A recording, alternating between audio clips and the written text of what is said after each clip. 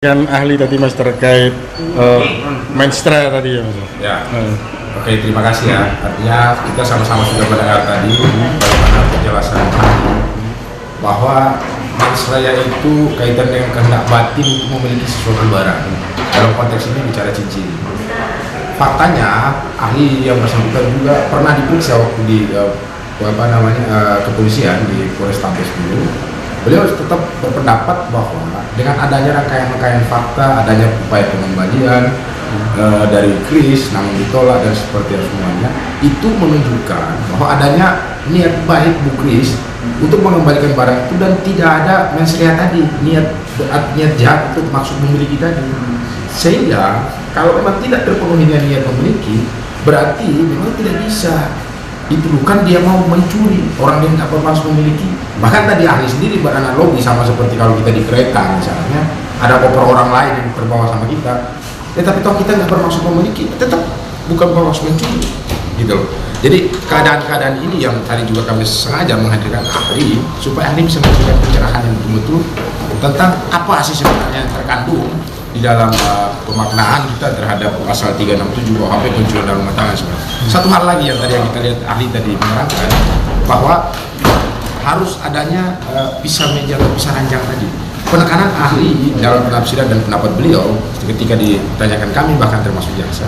Satu hal yang menurut beliau bahwa pisah meja pisah ranjang itu diartikan adalah terpisah tempat tinggal rumah.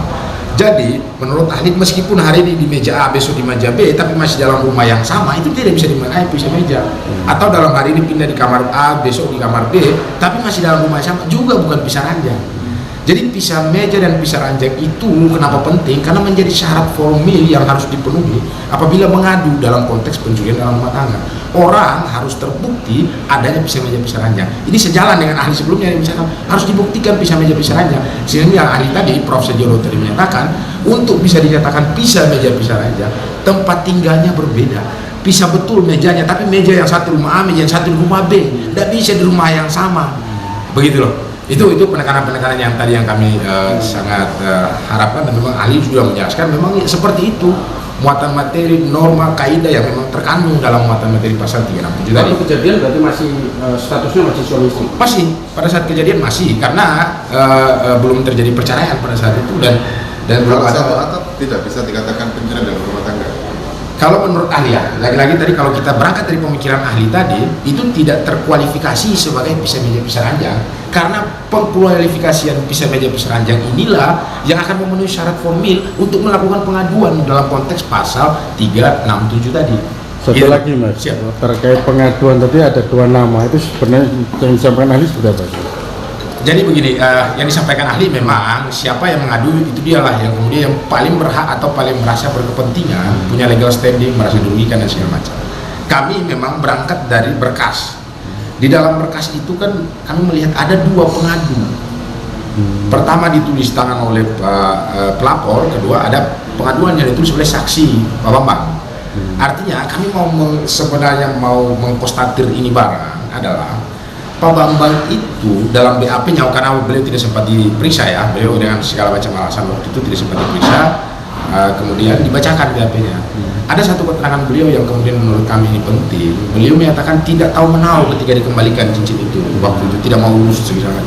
Tetapi faktanya dalam berkas beliau pernah mengadu untuk cincin yang sama di tanggal yang sama bersama dengan pelapor. Artinya kalau beliau tidak punya kepentingan atau beliau menyatakan tidak tahu, itu menjadi pertanyaan kami, tapi kami juga sangat menyayangkan waktu itu tidak bisa mengkonfrontir langsung karena memang beliau tidak bisa hadir.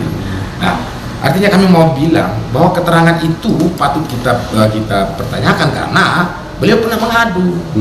Jadi kalau menyatakan waktu itu tidak punya kepentingan terhadap cincin ini atau tidak mau tahu menahu, ya toh ngapain mengadu di sini? Kalau berkaitan dengan somasi yang dikirimkan kepada terdakwa, Bang?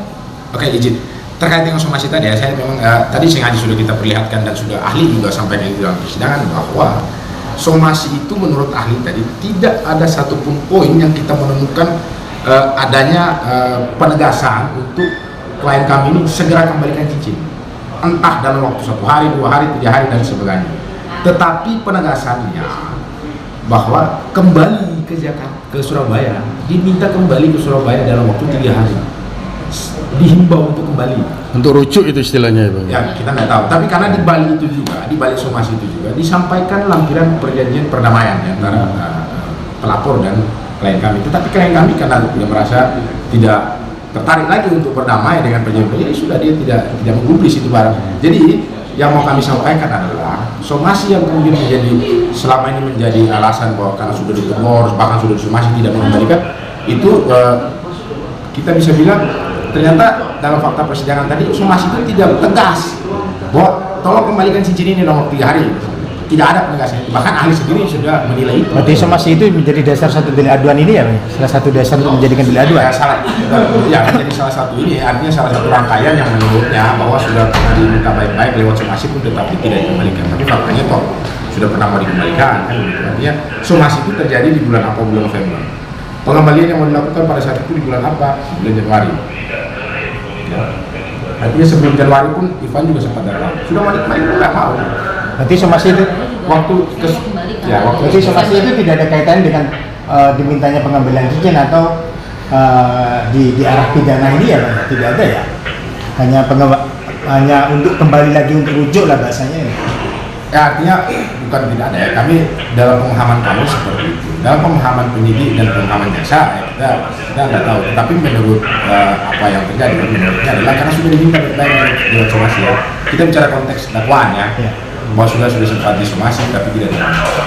Nah faktanya yang tadi kami challenge, bahkan kami juga sudah menanyakan itu langsung kepada ahli karena ahli itu pernah diperiksa dan disodorkan fakta-fakta sehingga kami sajikan lagi fakta tadi, ini fakta somasinya. Menurut ahli nilai ini seperti apa fakta hukum ini? Nah, ahli tadi bilang dari poin somasi ini tidak ada satu pun yang menyatakan untuk meminta mengembalikan cincin dalam tempo yang ditentukan, sehingga menurut kami tidak spesifik permintaan yang dimaksud itu tertuang di dalam somasi yang dimaksud ya. Seperti itu. Kesimpulan Bang? Saya tambahkan yang soal somasi ya. Soalnya dari awal itu Irsan nggak ada bilang soal cincin. Dia selalu meminta saya untuk kembali ke Surabaya. Sedangkan saya dan anak-anak sudah nggak berani untuk kembali karena kami udah ketakutan dan taruhannya nyawa saya juga gitu.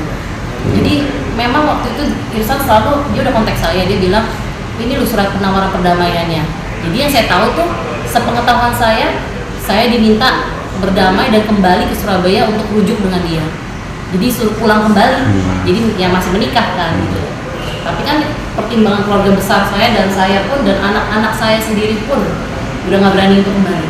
Karena kami udah sangat trauma dan sangat ketakutan. Hidup tertekan selama bertahun-tahun dan saya sudah diancam mau dibunuh juga berulang kali, mau dihabisin. Itulah ketakutan terbesarnya saya.